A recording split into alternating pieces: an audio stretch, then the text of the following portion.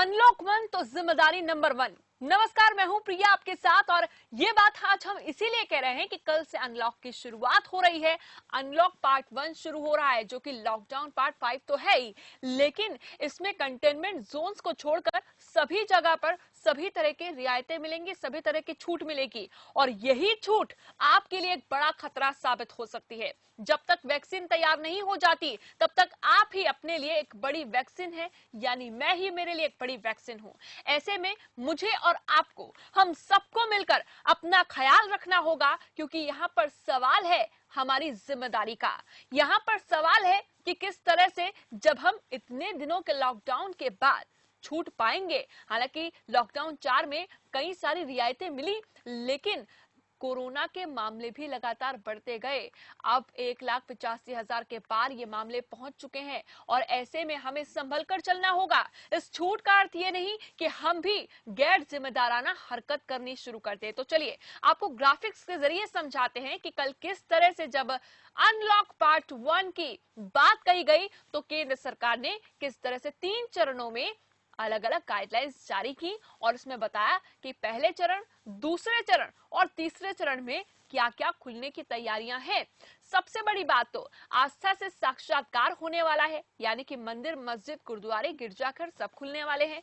Gym, खासतौर पर salon, इन तमाम चीजों का इंतजार हो रहा था, उसको खोलने की बात आ रही है, लेकिन सभी को अलग अलग तारीख के साथ, अलग अलग चरणों के साथ खोलने की भी बात कही जा रही है। दिखाते हैं आपको ग्राफिक्स के जरिए और समझिए जरा कि आखिर किस तरह से क्या किया जाएगा आगे गाइडलाइंस के मुताबिक। तो 3 चरणों में लॉकडाउन खुलेगा। पहला चरण 8 जून से शुरू हो रहा है। दरअसल शॉपिंग मॉल 8 जून से खुल जाएंगे पूरी तरह से और इसमें जितनी भी दुकानें होंगी वो भी खोल दी जाएंगी। धार्मिक स्थल भी पूरी तरह से खोल दिए जाएंगे 8 जून से, जो कि लोगों के लिए आस्था का एक बड़ा केंद्र है। रेस्टोरेंट भी शुरू हो सकेंगे और सैलून खोलने का रास्ता भी पूरी तरह से साफ कर दिया गया है। पहला चरण 8 जून से शुरू हो रहा है। स्वास्थ्य मंत्रालय की गाइडलाइंस के साथ सभी नियमों का पालन किया जाएगा।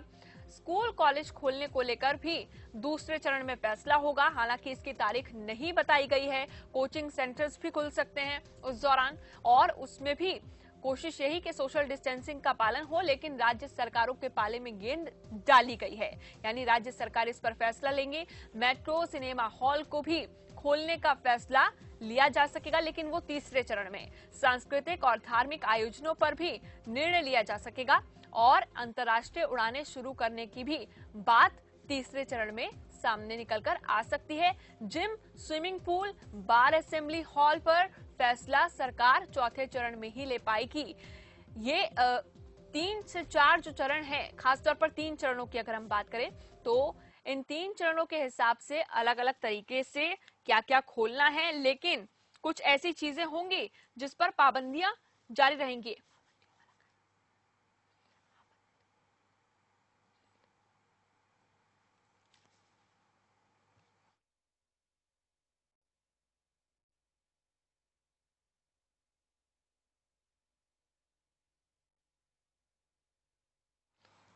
तो आज जब जिम्मेदारी की बात हो रही है, ऐसे में हम जानने की कोशिश करेंगे कि अलग अलग राज्य किस तरह की गाइडलाइंस जारी कर चुके हैं और लोग कितने जिम्मेदार नजर आ रहे हैं। लोगों का इस पर क्या कुछ कहना है, देखिए इस वक्त हमारे साथ मनीष कुमार चंडीगढ़ से जुड़ गए हैं, हमारे ब्यूरो हेड हैं, और अंजनी पांडे बिहार से ब्यूरो हेड हमारे जुड़ गए हैं। विनोद बंसल इस वक्त पंजाब से हमारे साथ जुड़ गए हैं। विनोद बंसल, सबसे पहले आप ही के पास आती हूँ मैं, क्योंकि पंजाब सरकार पहली ऐसी सरकार रही जिसने कर्फ्यू लागू करने का फैसला केंद्र सरकार से पहले ही ले लिया था। अगर हम पिछले दिनों की बात करें, इस बार भी ये कहा जा रहा है कि 15 जून तक लॉकडाउन जारी रखेगी सरकार। इसके अलावा और क्या कुछ गाइडलाइंस सरकार की ओर से?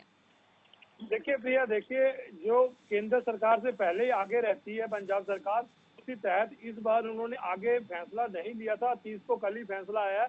इस बार एक अच्छी चीज ये आई है कि पहले हम लॉकडाउन की बात करते थे कर्फ्यू की, इनमें अनलॉकडाउन की बात आई है, सामने आई है। 5 चरण में जो लॉकडाउन था या कर्फ्यू था उसको अनलॉकडाउन का टाइम नाम दिया गया है। इसमें देखिए 8 जून से जो खुलने वाले हैं वो धार्मिक स्थल खुल जाएंगे, से और चीजें हैं जो, लेकिन स्कूल है, जो कॉलेज है, वो खुलने की कोई तरीक नहीं है। और जो इंटरनेशनल उड़ानें हैं वो अभी तक नहीं खुलेंगी। ऐसे ही जो सेंट्रल सरकार ने जो जो हदायतें दी है उसी के साथ खुलेंगे। अभी जो कल से 1 से है, लेकिन जो कर्फ्यू की स्थिति है प्रिया, वो इन्होंने बोला है पहले जो शाम को 7 बजे से सुबह 5 बजे तक कर्फ्यू रहता था, अब पंजाब में शाम को 9 बजे से लेकर सुबह 5 बजे तक रात्रि का पूरा कर्फ्यू रहेगा।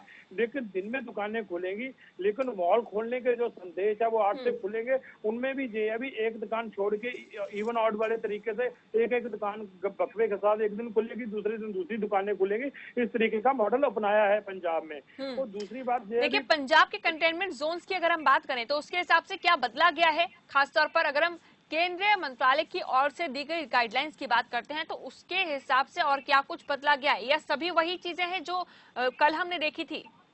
नहीं, इस बार पंजाब में ये किया है, red zone, green zone, orange zone को खत्म कर दिया गया है पूरी तरह से। सारा कोई जोन में सिर्फ एक ही जोन रखा गया है, वो क्वारंटाइन जो एक जोन रखा गया है, जहां पे ज्यादा खतरा है उसको सील करके बाकी कोई जोन अलग से नहीं रहेगा।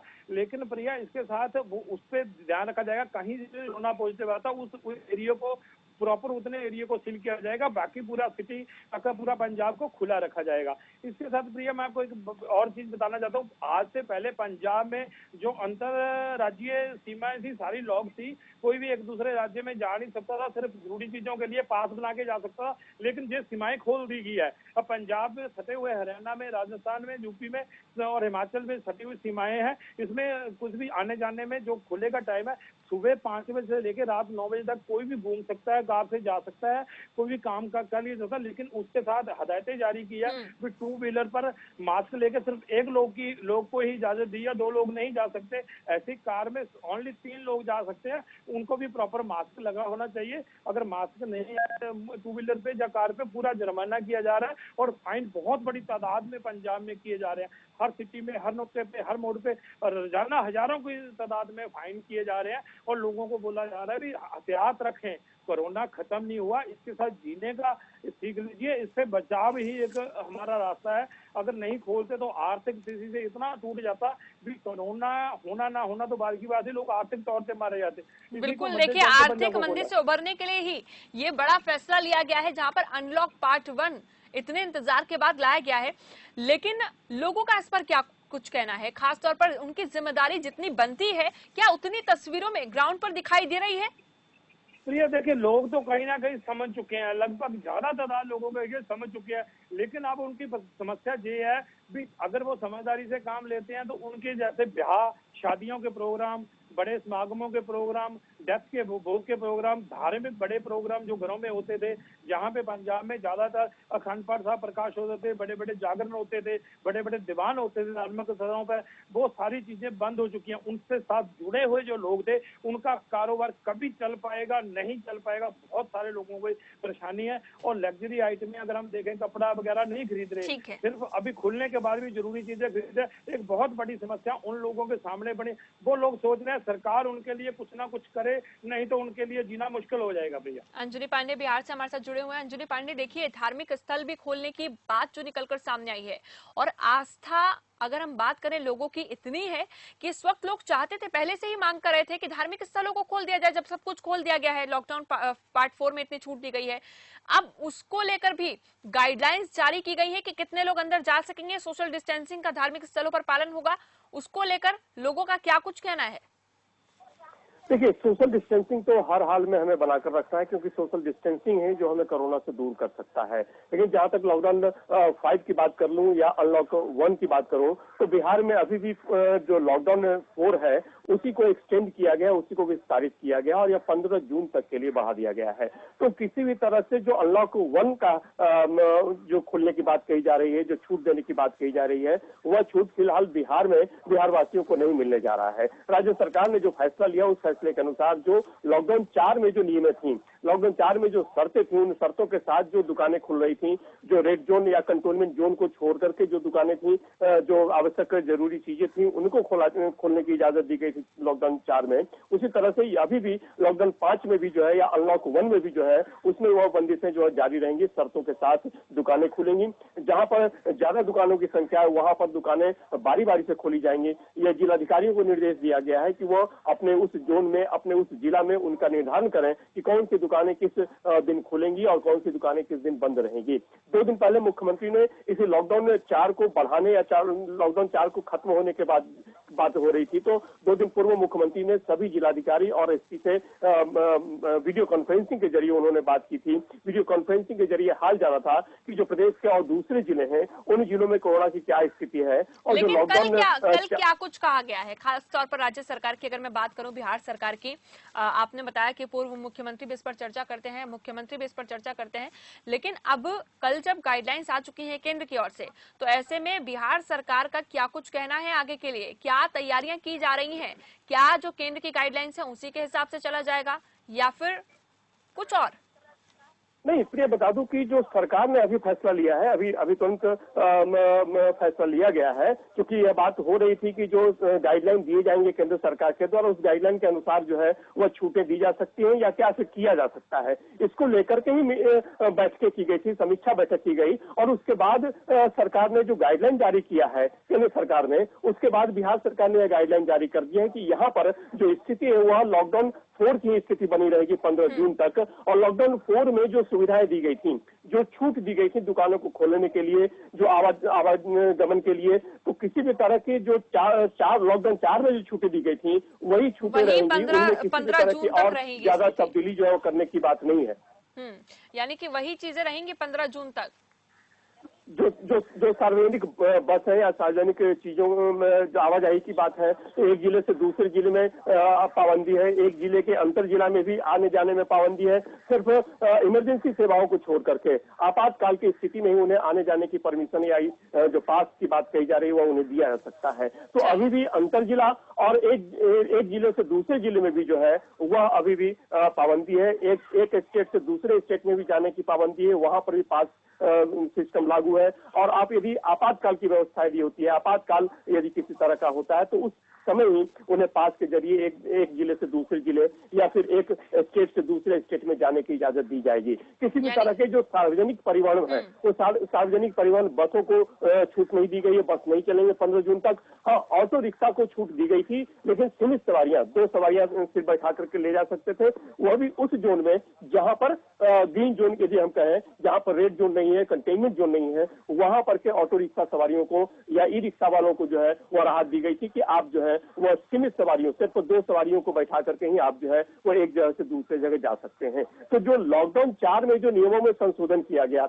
उसमें जो छूट दी गई, उसमें जो ढील दी गई, उसी ढील और छूट के साथ जो है वह लॉकडाउन 5 में भी बिहार जो है वह रहने वाला है, और यहाँ के लोगों को भी उन्हीं छूटों के साथ जो है वह रहना पड़ेगा। इससे ज्यादा जो लॉकडाउन 5 की बात की जा रही है, अगर बिहार सरकार की हम बात करें तो खास तौर पर 15 जून तक तो अभी रहेगी कुछ रिस्ट्रिक्शंस, कुछ सख्तियां, और उसके बाद देखा जाएगा कि क्या कुछ फैसला बिहार सरकार लेती है। चंडीगढ़ से हमारे ब्यूरो हेड जुड़े हुए हैं इस वक्त, अमितेश श्रीवास्तव। अमितेश, अगर ग्राउंड पर देखा जाए चंडीगढ़ में भी क्या वही गाइडलाइंस मानी जा रही हैं केंद्र की ओर से जो जारी की गई हैं, या फिर मनीष श्रीवास्तव, माफ कीजिएगा, मनीष इस वक्त जुड़े हुए हैं, मनीष कुमार हमारे साथ जुड़े हुए हैं।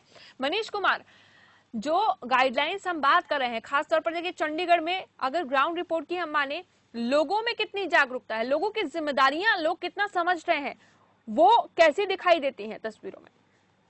देखिए, जहाँ तक चंडीगढ़ की बात करें तो चंडीगढ़ में पढ़े लिखे लोगों की संख्या काफी ज्यादा है और लोग इस चीज को समझ रहे हैं कि अब हमें इसी के साथ जीना है।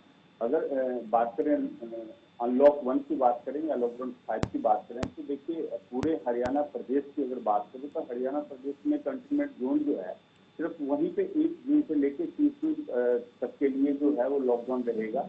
और राज्य सरकार को जो जिम्मेदारी दी गई है कि राज्य सरकार ही डिसाइड करेगा कि अब कौन सा कंटेनमेंट जोन है। लेकिन अगर हरियाणा पूरे प्रदेश की बात करें, कोरोना 4 की बात करें, लॉकडाउन 4 की अगर बात करते हैं, तो लॉकडाउन 4 में हरियाणा में जो संख्या है वो काफी ज्यादा संख्या बढ़ी है। और अगर कल की बात करें तो आप देखिए कि लगभग 267 जो है संख्या बढ़ी है हरियाणा में। तो इसको लेके जो है वो काफी मतलब सोचने वाली बात है। अगर कहा जाए तो सरकार ने तो वो वाली बात कर दी कि अब हमारे हवाले वतन साथियों, ये जो देश की रक्षा है वो खुद करनी पड़ेगी, अपनी रक्षा खुद करनी पड़ेगी, अपने राज्य की रक्षा खुद करनी पड़ेगी, क्योंकि दरअसल सरकार ने तो अपनी अर्थव्यवस्था को देखते हुए सब कुछ धीरे और धीरे वो जरूरी भी हो जाता है। अगर देखिए मनीष, हम माने तो ये जरूरी भी इसलिए हो जाता है कि आर्थिक स्थिति को भी सुधारना है, यानी कि जान और जहान दोनों को बचाना है। लेकिन अब जिम्मेदारी हम पर ज्यादा आ चुकी है। आरके यादव भी जुड़े हुए हैं इस वक्त राजस्थान से हमारे साथ। आरके शर्मा, माफ कीजिएगा, आरके शर्मा भी लगातार हमारे साथ बने हुए राजस्थान से। आरके शर्मा, अगर हम बात करते हैं राजस्थान सरकार की, राजस्थान सरकार जो भिलवाड़ा मॉडल को लेकर सबसे ज्यादा चर्चाओं में आई थी, अब आगे के लिए क्या तैयारियां उसकी? प्रीति, भिलवाड़ा मॉडल बिल्कुल चर्चे में आई थी, मगर आज की डेट में भिलवाड़ा मॉडल, प्रिया, जो भिलवाड़ा मॉडल जो चर्चे पे आई थी पूरे विश्व में, इंडिया में, वो भिलवाड़ा मॉडल ना अब नहीं, वो फेल हो गई। वो अब वहाँ जो पॉजिटिव केसेस है वो बढ़ते जा रहे हैं। और ये लोग ये जो अब ये इन्होंने अनलॉक इन्होंने शुरू की, जो गाइडलाइंस का जारी करी है केंद्र सरकार ने, और राज्य सरकार को जो निर्देश दिए हैं, बिल्कुल सही है। इकोनॉमिक डेवलपमेंट के लिए ये कदम बिल्कुल सराहनीय है। मगर अब बात मतलब सोचने वाली बात ये है प्रिया, जो जनता है देश की, चाहे राजस्थान की हो चाहे कोई भारत हो जनता, उसका कुल मिला तो सेंट्रल का एक ही निर्देश, स्टेट के हो या सेंट्रल का एक ही है, अब खुद ही आत्मसंबल बनिए, खुद की रक्षा स्वयं ही करिए। और एक महत्वपूर्ण खबरबाज के माध्यम से मैं पूरे भारत की जनता को और केंद्र सरकार, राज्य सरकार को एक बात मैं पूछना चाहूंगा, बताना चाहूंगा। आपने जो हिल दे दी, अब जो कोरोना पॉजिटिव जो केस आएंगे फ्यूचर में, उनकी जिम्मेदारी कौन लेंगे? Private hospital. इसी पर आरके यादव, हम इसी पर, आरके शर्मा, हम इसी पर बात कर रहे हैं कि अब जिम्मेदारी हमारी है, क्योंकि जितनी छूट मिली पिछले दिनों लॉकडाउन 4 में और जितनी गैर जिम्मेदाराना हरकत हुई, जिसके बाद कहीं ना कहीं, क्योंकि हमारी जिम्मेदारी ये बनती है कि अब हम अपनी सुरक्षा के साथ साथ सामने वाले की सुरक्षा का भी ध्यान रखें। प्रिया, नहीं कर पाएगी, भारत की जनता नहीं कर पाएगी। ऐसा कैसे हो सकता है? ये करना होगा, जब तक वैक्सीन नहीं आ सकती या फिर आ जाती, तब तक हमें वैक्सीन बनना होगा खुद के लिए। प्रिया, पिछले 3 महीने से आप और हम देख रहे हैं, ये जो राजस्थान में या पूरे भारतवर्ष में कोविड-19 जो बढ़ती और शुरुआत में जो फर्स्ट स्टेज में, जो फर्स्ट लॉकडाउन में क्या थी? कुछ नहीं थी। डे बाय डे लॉकडाउन बढ़ाते गए, ये कर्फ्यू लगाते गए, उसके नतीजा क्या निकला? कोविड-19 केस बढ़ते गए। आज भी राजस्थान में देखिए 250 डेली बढ़ते जा रहे हैं। सरकार ढील दे रही है, बिल्कुल इकोनॉमिक डेवलपमेंट की जरूरत है, मगर डेवलपमेंट होने से क्या होगी? दुकानें खुली हुई है, वहाँ ग्राहक नहीं है, लोग आज भी भयभीत है, डरे हुए हैं, कोविड-19 के प्रति जागरूक नहीं है, वो आज भी घरों में है। क्यों घरों में है? उनको डर है उनको। सरकार को सबसे बड़ी एक स्टेप लेनी पड़ेगी, जवाबदेही लेनी पड़ेगी। जब फ्यूचर में जो कोविड-19 के केसेस आएंगे, पॉजिटिव केसेस आएंगे, उनकी फ्री ऑफ कॉस्ट जांचें होनी पड़ेगी, वरना प्राइवेट हॉस्पिटल में लूट बचोड़ करके बिल्कुल खत्म कर देगी। मतलब ये इतने लूटेंगे। अभी हाल ही में वेदांता में जो गुड़गांव में एक पेशेंट आए थे मेरे नजर में, 2.5 लाख का बिल। मतलब एक कोविड-19 की सरकार की जवाबदेही है, सरकार को जवाब लेनी पड़ेगी। कोविड-19 की एक भी केस आते हैं फ्यूचर में, तो उनको फ्री ऑफ कॉस्ट गाइडलाइन जारी करनी पड़ेगी, प्राइवेट हॉस्पिटल हो या गवर्नमेंट, कि उनकी जांचें फ्री हो, तब जाके थमने के नाम लगी। वरना इसमें जो सबसे बड़ी जो करप्शन जो बढ़ेंगे, अब बढ़ेंगे प्राइवेट हॉस्पिटल में। ये केसेस आएंगे, स्वाभाविक आएंगे। हालांकि केसेस को संभालने के लिए बिल्कुल एम्स के डायरेक्टर भी ये कह चुके हैं, खुद गुलेरिया साहब ये कह चुके हैं कि आने वाले दिनों में जून जुलाई में तो मामले पीक पर होंगे। अब उसे भी संभालना होगा सरकार को, क्योंकि जान जहान और इस बीच कोरोना की जो परीक्षा है, इससे लड़ते हुए आगे हम बढ़ तो रहे हैं, लेकिन जिम्मेदारियां हम पर बहुत ज्यादा बन जाती हैं, बढ़ जाती हैं हमारी जिम्मेदारियां। और इस वक्त विनोद बंसल भी हमारे साथ जुड़े हुए हैं। विनोद बंसल, पंजाब की हम बात कर रहे थे। देखिए, स्कूल कॉलेज अब तक नहीं खुल पा रहे हैं क्योंकि अभी स्थिति वो नहीं है, लेकिन जो जो चीजें खुल रही हैं, हम सैलून की बात करें जो 8 जून से खोलने की बात कही जा रही है, हम धार्मिक स्थलों की बात करें, इन सभी प्रकार की चीजों को खुलने के बावजूद भी हमें बहुत ध्यान रखने की आवश्यकता होगी। सभी नियम हमें मानने होंगे जो पहले से हम मान रहे थे। देखिए प्रिया, अभी बात जो सामने आ रही है, जो इससे पहले जो बात थी वो सरकारों ने बंद कर रखा था, तो हम बचे हुए थे। पंजाब में खास करके देखो कितनी ज्यादा तादाद में लोग जो नदेड़ साहब वगैरह से आए थे, उनको ही कोरोना में ज्यादा बढ़ोतरी हुई तो एकदम से ठीक होकर घर चले गए। बहुत बड़ी रेटिंग इनकी ठीक होने की थी, लेकिन खतरा अब बड़ा है। असली जो खतरा, जो असली मुश्किल है, जो खतरा अभी अब शुरू हुआ है। परीक्षा की घड़ी अब शुरू हुई है। अगर काम नहीं करते तो पैसे और अर्थ के कारण मरेंगे। अगर सोशल डिस्टेंसिंग और पूरी पालना नहीं करेंगे तो कोरोना से मरेंगे। तो अभी जो समस्या, जो बड़ी समस्या, चुनौती बड़ी अब शुरू हुई है। लोगों ने अगर इस चुनौती का दिखाना है कि हम कैसे इस चुनौती से लड़ सकते हैं। इससे पहले तो सरकारों का दबाव था, प्रशासन का दबाव था, पुलिस का दबाव था। अब लोगों को खोल दिया गया है। चाहे भले धार्मिक स्थान में उन्होंने एक लिमिटेड संख्या 20 या 22 लोगों की दी है, बड़े हॉल में, छोटे हॉल में 10 लोग ज्यादा ही प्रार्थना कर सकते हैं। लेकिन प्रिया, इसमें कैसे पता चलेगा भी 10 लोगों में भी एक कोरोना पॉजिटिव नहीं है, वो किसी से मिलकर नहीं आया है, किसी से संक्रमित नहीं है। ये बहुत बड़ी मुश्किल का सामना आने वाले दिनों में आने वाला है। और जब इससे पहले जो केस थे बाहर से आए थे, एक दूसरे से जो मजदूर थे, जहाँ कोई काम करने वाले थे, वो केस आए थे। अभी जो है पब्लिक में, जो पब्लिक स्प्रेड जिसे हमने रोका था कि आपस में ना फैल जाए, उस चीज का खतरा बना रहेगा। और हॉस्पिटल की अगर बात करें प्रिया, मैं बताऊं, सरकारी तौर पे तो वो बोल रहे हैं भी हमने इंतजाम कर रखे हैं, लेकिन प्राइवेट हॉस्पिटल सरकार के डरते हुए बोल रहे हैं भी हम करेंगे। लेकिन जमीनी हकीकत पर जो हकीकत है, सच्चाई है, वो किसी को भी पेशेंट को नहीं लेंगे, वो किसी आल्ट मोल करके भेजेंगे। क्योंकि एक भी पेशेंट कोरोना और का कम अगर लक्षण वालों को तो खास हॉस्पिटल तौर में, पर होम क्वारंटाइन करने की ही सलाह दी जा रही है। अस्पतालों में जिस तरह की भीड़ है उसके हिसाब से कोशिश यही है कि ज्यादा से ज्यादा लोग जो कम लक्षण वाले हैं वो होम क्वारंटाइन के हिसाब से ही ठीक हो सकें जल्द से जल्द। लेकिन विनोद बंसल, आपने जमीनी हकीकत की भी बात की। विनोद, फिलहाल बहुत बहुत शुक्रिया, आप पंजाब में नजर बनाए रखिए। इसके साथ ही हम जिला दर जिला किस तरह से, या फिर अलग अलग राज्यों की सीमाओं की अगर हम बात करें, वहां पर भी पूरी तरह से छूट है। कहां कितने कंटेनमेंट जोन है ये भी हम आपको बता दें। यूपी में 1005 और उसी प्रकार से दिल्ली में 31, उत्तराखंड में 122, अलग अलग जगह पर अलग अलग कंटेनमेंट जोन्स बनाए गए हैं। और इन कंटेनमेंट जोन्स के हिसाब से ही अब काम किया जाएगा कंटेनमेंट जोन में। हालांकि बहुत ज्यादा छूट नहीं है, बल्कि सभी एहतियात वहां बरते जाएंगे। लेकिन कंटेनमेंट जोन के आसपास के क्षेत्रों में किस तरह से काम होगा?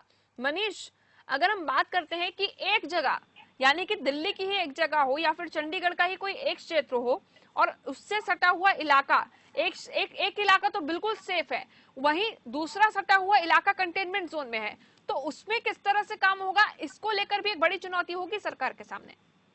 बिल्कुल प्रिया, सही कह रहे हैं आप। लेकिन वहाँ पे अगर किसी एरिया में कोई पॉजिटिव पाया जाता है, उसमें 20 से ऊपर अगर कोई पॉजिटिव पाया जाता है, उस एरिया को पूर्णतः सील कर दिया जाता है। यानी कि वहाँ की आवाजाही जो है वो बंद कर दी जाती है। उसमें जो कोई भी जाएगा तो उसकी पहले मेडिकल टेस्ट होगा, कोई बाहर निकलेगा तो मेडिकल टेस्ट होगा उसका। तो हर प्रकार की जो है वो वहाँ पे पूर्णतः सरकार ध्यान रखती है। अगर आप, जैसे आप बात कर रहे थे वैक्सीन की बात करें, तो आपने बिल्कुल सही कहा कि आज इंसान को, जो भी जनता है, उसको खुद अपना वैक्सीन खुद बनना पड़ेगा। क्योंकि सोशल डिस्टेंस और जो अपने आप को सही रखेगा वही इस बीमारी से बच सकता है। अगर बात करें हरियाणा की बात करें, तो हरियाणा में आपने 2 दिन पहले एक नोटिफिकेशन आपने सुना, सरकार के आदेश आया कि जो भी मास्क नहीं लगाएगा उसके ऊपर पेनल्टी की जाएगी। जो बाहर थूकने का काम करता है उसके ऊपर पेनल्टी लगाया जाएगा। और काफी इस 2 दिनों में मामले दर्ज भी हुए हैं हरियाणा में। तो हरियाणा पुलिस जो है, हरियाणा शासन प्रशासन जो है, इसको लेके बहुत ही एक्टिव मोड पे है। स्वास्थ्य मंत्री का साफ साफ आदेश दिया गया है कि कहीं पे चूक ना हो। लेकिन उसके बावजूद भी ये जो संख्या लगातार बढ़ता जा रहा है। आपने कहा कि एम्स के डायरेक्टर ने कहा था कि जून और जुलाई के महीने में जो है वो काफी ये पीक पे रहेगा। दरअसल यहाँ पे समझने वाली बात ये है प्रिया कि अब जो मौसम है वो मौसम मानसून वाला मौसम आएगा।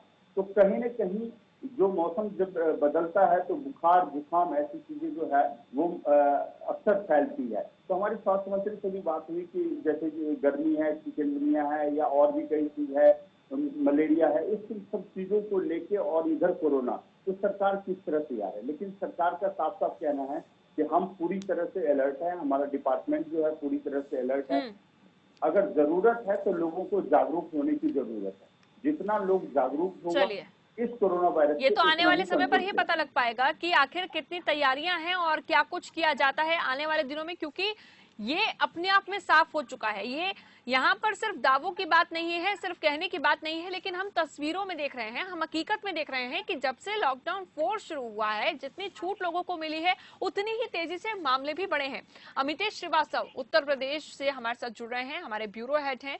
और अमितेश श्रीवास्तव, सबसे बड़ा सवाल यही, देखिए उत्तर प्रदेश खास तौर पर धार्मिक नगरी के रूप में जाना जाता है। हम काशी की बात करें, हम मथुरा की बात करें, हम अन्य जगहों की बात करें और धार्मिक स्थलों पर कितनी भीड़ यहाँ पर उमड़ती है, लेकिन अब वो सब नहीं हो पाएगा। अगर धार्मिक स्थल खुलते भी हैं तो सोशल डिस्टेंसिंग और तमाम एहतियात, तमाम नियमों का पालन करना होगा। लेकिन उत्तर प्रदेश सरकार क्योंकि कुछ ही देर में 12:30 बजे प्रेस कॉन्फ्रेंस करने वाली है, क्या कुछ चीजें निकल सकती हैं? देखिए, प्रेस कॉन्फ्रेंस के बाद से जब जानकारियां उत्तर प्रदेश सरकार की तरफ से दी जाएगी तो बहुत ढेर सारी जानकारियां सामने आएंगी कि किस तरह से इसमें ढिलाई बरती गई है और किन चीजों पर सख्ती रहेगी। लेकिन एक तो बात तय है कि जिस तरह से बड़ी संख्या में लोग सड़कों पे निकल रहे हैं और तमाम जगहों पे प्रिया जिस तरह से अनदेखी की जा रही है इस कोरोना गाइडलाइंस की, जो सरकारी गाइडलाइंस है उनकी जिस प्रकार से अनदेखी की जा रही है, लोग हल्के में ले रहे हैं। ये जो हल्के में लेना और ये जिस तरह से की अनदेखी की जा रही है प्रिया, वो अनदेखी कहीं ना कहीं भारी पड़ती दिखाई दे रही है। ये जो ताजा आंकड़े हैं, आप आंकड़ों को देखें गौर से तो कहीं पर भी आंकड़ों में गिरावट नहीं आ रही है, तेजी से आंकड़े बढ़ रहे हैं। चाहे वो राजधानी लखनऊ की बात करें, गोरखपुर की बात करें, मथुरा की बात करें, आगरा की बात करें या फिर नोएडा गाजियाबाद की बात करें, हर जगहों पर तेजी से आंकड़े बढ़ रहे हैं। और जिन आप धार्मिक स्थलों की बात करिए, चाहे वो काशी विश्वनाथ मंदिर हो, अयोध्या मंदिर हो या मथुरा हो या फिर तमाम और प्रदेश के जो मंदिर हैं, जो तमाम और जो धार्मिक स्थल हैं, बड़ी संख्या में, बिल्कुल ठीक कहा आपने, बड़ी संख्या में लोगों ने प्लान बना रखा है कि वहां पे जाना है, दर्शन करना है। इस कोरोना काल के दरमियान तमाम जो चीजें लोगों की प्लानिंग है, कहीं ना कहीं अगर सख्ती से अगर उस पे अंकुश नहीं लगाया गया, अगर पूरी तरह से अगर सख्ती नहीं दिखाई गई, तो ये जो लोगों की लापरवाही है, जिस तरह से अभी भी राजधानी लखनऊ में देखें आप तो तमाम लोग सड़कों पे बिना मास्क के आपको घूमते नजर आएंगे। बिल्कुल यही बिल्कुल अमितेश, यही जानने की कोशिश हम लगातार कर रहे हैं कि जो हकीकत नजर आती है ग्राउंड पे, जो आप भी बता रहे हैं कि बहुत सारे ऐसे लोग अभी भी मास्क नहीं पहनते हैं, ना उन पर कार्रवाई हो रही है, तो ऐसे में क्या हम ये समझ सकते हैं आगे मामले संभलेंगे या सब कुछ सही रहेगा आगे? देखिए, मुझे लगता है कि जिस तेजी से आंकड़े बढ़ रहे हैं, जिस तेजी से हर रोज कोरोना पॉजिटिव मरीजों की संख्या तादाद बढ़ती जा रही है, मुझे लगता है कि आने वाले दिनों में दिक्कतें और बढ़ सकती हैं। बिल्कुल, लॉकडाउन में तो छूट और ढील जरूर दे दी गई है, लेकिन लोगों को ये सबसे बड़ी बात ये है प्रिया, समझना होगा इसको, कि लोगों को अब लगने लगा है कि अब कोरोना के साथ ही जीना है, कोरोना के साथ ही रहना है। लेकिन लोग इसे अलग तरीके से ले रहे हैं कि कोरोना खत्म हो चुका है, जो कि बहुत गलत साबित हो रहा है। अमितेश, फिलहाल आप सभी का बहुत बहुत शुक्रिया हमारे साथ जुड़ने के लिए, ग्राउंड रिपोर्ट्स हम तक पहुंचाने के लिए, अलग अलग राज्यों से खास तौर पर। और देखिए, अभी बहुत सारी चीजें क्लियर होनी है। दिल्ली में भी कुछ देर बाद प्रेस कॉन्फ्रेंस होगी, दिल्ली के मुख्यमंत्री करेंगे, उत्तर प्रदेश के मुख्यमंत्री कुछ ही देर में प्रेस कॉन्फ्रेंस करने वाले हैं, और भी चीजें राज्य दर राज्य क्लियर होती जाएंगी। लेकिन आपकी जिम्मेदारी, हम इसीलिए बार बार कह रहे हैं कि जिम्मेदारी नंबर 1 है जब हम अनलॉक पार्ट 1 की बात कर रहे हैं। आपकी जिम्मेदारी यहाँ पर बहुत बड़ी भूमिका निभा सकती है, आपको, आपके परिवार को बचाने में भी, इस देश को बचाने में भी। और ऐसे में ये सेवा बहुत बड़ी साबित हो सकती है, क्योंकि सबसे पहले आप हैं, आपके बाद आपका परिवार, और परिवार के बाद ये पूरा देश, जो एक गलती से बहुत ज्यादा जूझ सकता है। हालांकि आने वाले दिनों के लिए हमें तैयार रहना चाहिए और हमें अपनी जिम्मेदारी बहुत ही बड़ी भूमिका के साथ निभानी चाहिए। फिलहाल के लिए आज की इस चर्चा में बस इतना ही, लेकिन बाकी खबरों के लिए आप बन रहिए हमारे साथ।